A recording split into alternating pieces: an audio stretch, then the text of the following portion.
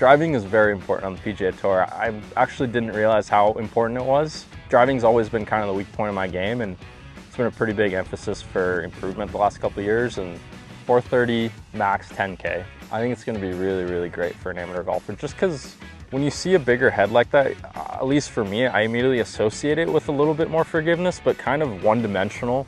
I actually played a max for a couple events, and it's just so forgiving and so straight, and this one is even more so, but it has the benefits of not losing a little bit of speed, which I did with previous maxes. So right off the bat, it's pretty crazy that you can have that extra forgiveness and not lose any speed and still feel like, you know, the forgiveness is crazy good.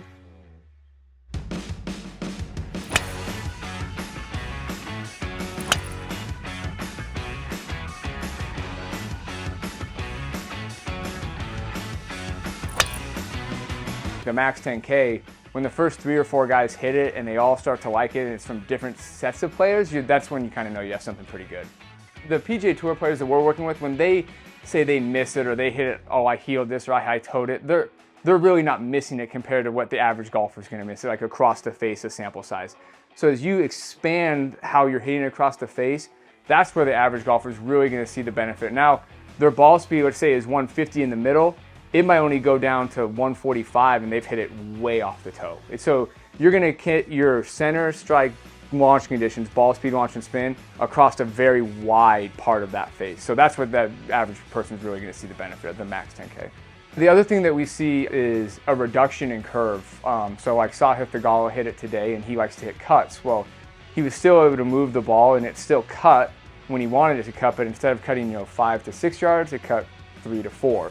And then his miss is a right miss, and that shot, instead of going 20 yards right, maybe went 15 yards right. So across the board, you're gonna see a reduction in curve across all your shots. Your draws will draw, but they'll draw a little bit less, and then your big misses are just gonna be much tighter. Hit the new G430 Max 10K. What I was very surprised by was how forgiving it was, but also how fast it was. The ball speeds were very high. And that's something that I would expect when you have a bigger head that's more forgiving. I would expect the ball speeds to go down a little bit, but it didn't seem like this one did at all. So I think it could be a potential driver for me to play in the future.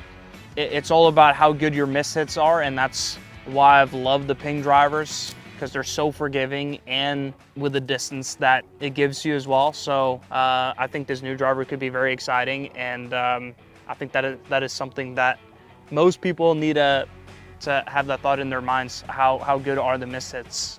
I think this club is going to be really big.